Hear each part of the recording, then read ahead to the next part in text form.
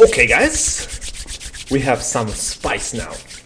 We got another game commentated by yours truly, Plasma Beam, coming up with another game from our playgroup.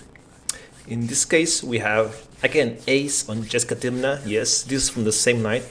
So if you see the same decks, suck it, that's a life. We have Ace on the same combo of Bomberman. We have ErikFrenz on Niv-Mizzet again, trying to see if he can get a Niv-Mizzet on board and to on top with it. We have Alex on Steel Blue Farm, trying to steal another win. And the new addition, FlauntyGolem, playing Jeska Dargo.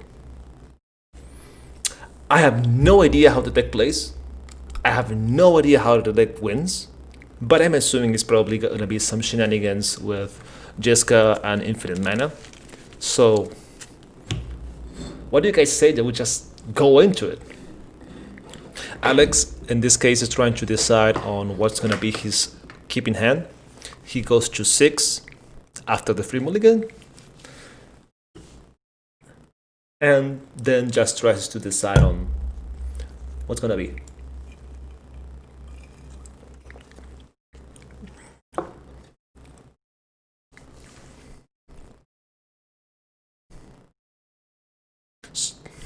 There's the simple chat of Flaunty saying, guys, I don't have a...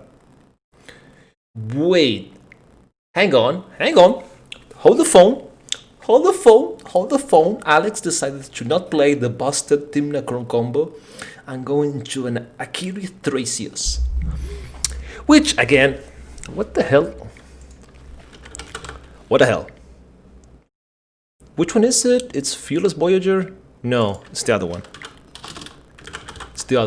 It's Lineslinger. Oh, it's slap time. Okay. This is a lady that slaps hard. Is this evolution? I think it's evolution. So Ace sends us off with a no cover swamp into Jewel Lotus. Pretty busted start. And decides to sack the Lotus for a turn 1 Tymna. Pretty good. ErikFrenz starts his turn clackering a Misty for a Volcanic, typical Niv-Mizzet start, then casts a Chrome Mox, exiling a Git Pro for blue. With these two, casts an Izzet Signet and pass turn. A pretty good start.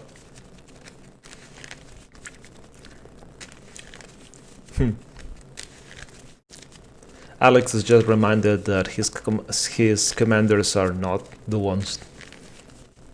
He's just updating them. There we go. We have Thrasios and Akiri Lineslinger, not Fearless Voyager. Starts his turn with a Bird Catacombs, very fancy foil. First edition? No, I think it's second edition. That's not the Zendikar symbol. And fetches a Taiga.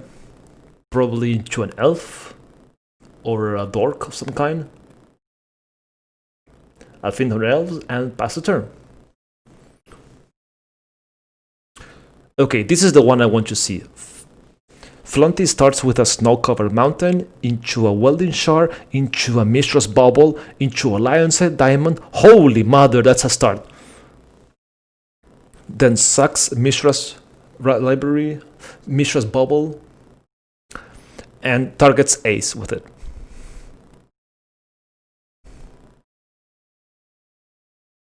And now the players are deciding on how to resolve this ability, which is so weird.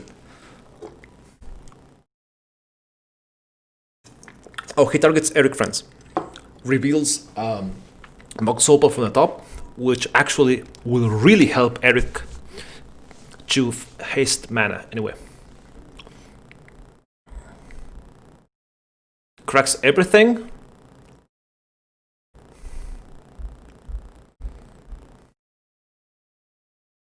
So now there's a discussion on what happens.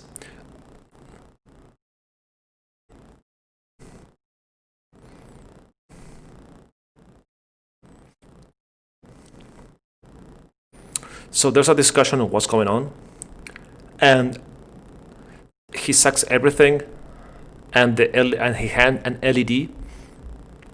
So casts Dargo turn 1 and the Jeska turn 1.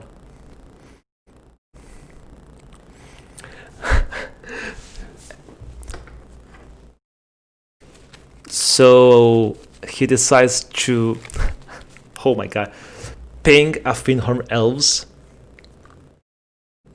1 to Ace, 1 to Erik, and 1 ping to the Finhorn Elves. So that's a pretty spicy turn 1. That's okay. Okay, I can see what's the attraction on this deck. What's the Dargo do? This spell goes to list. That's it. But it's a 7-5 turn 1. It's a 7-1. Threats War. There we go. So, oh, there's 2-star creature and the next turn, even though Dargo combat damage one. That's a 1-shot. That's a 1-shot. Okay. Oh. Okay. Okay. I like where this is going. It's triple that damage. And Dargo being a 7-5 makes a... Somebody's gonna die. There's a high chance it might be Erik, because Alex, considering the deck and the colors he's playing, that he might play another blocker. Dargo does... Oh, he has trampled, but still. Why will you swing at someone that can block when you can one-hit someone and get him out of the game? Erik decides to spend his turn furthering his board and playing a Divine Top. Alex plays his turn with Mox Amber into Thrasios for a blocker. That means that the available targets for Flaunty to kill are Erik and Ace. High chances that he shouldn't hit Erik because he has 4 mana open. Ace and Flaunty decides to hit Ace, considering that he still has he has open mana. Tries to bait the Sorcery Closure removal, baiting with politics, but he has nothing and just insta-gibbs. Flaunty insta-gibbs Ace. There's no Bomberman shenanigans this game. Oh no, sir. Get that combo out of the game. Consider that Erik Ace is he's dead. We move on to Erik.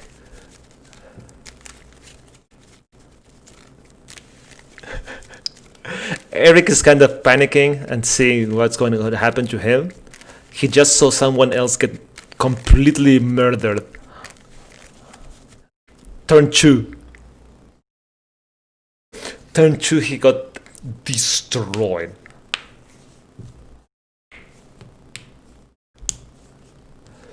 And Erik is just saying that he doesn't have any interaction for this, so he probably has counters and cantrips.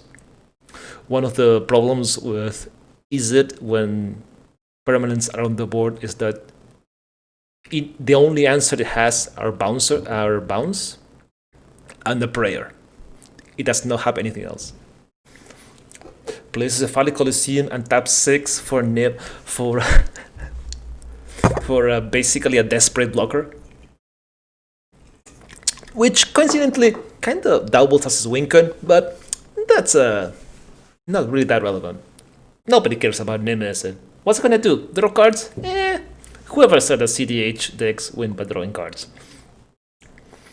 So Alex starts his turn, and he declared to Ace that he will avenge him. So let's see what happens. This is 4 mana. With 4 mana, he casts a Spellseeker and fetches...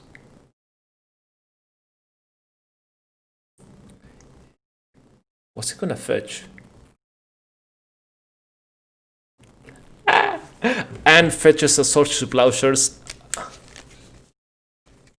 and instantly targets Dargo. In hindsight, I don't think that was the smartest play, Consider. Wait, no, it's because he needs to because of how his rocks and mana works. He decided to wall growth the mana confluence instead of the taiga, and that's gonna bite him now. Because he cannot leave the white mana open.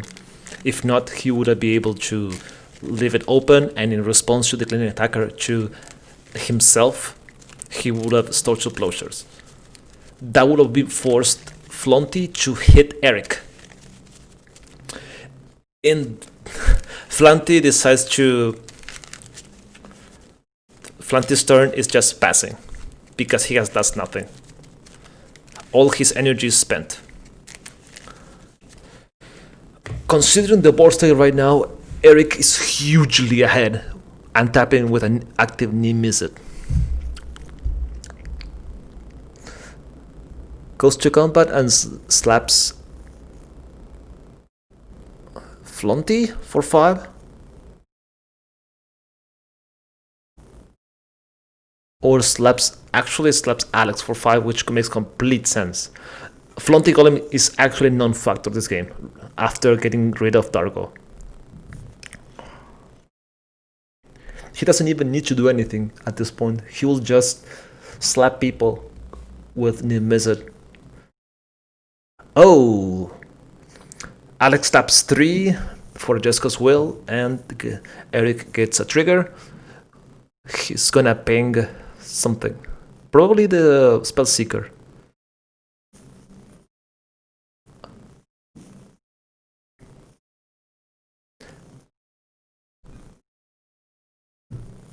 Okay, and decides to ping Flaunty instead of the Spell Seeker.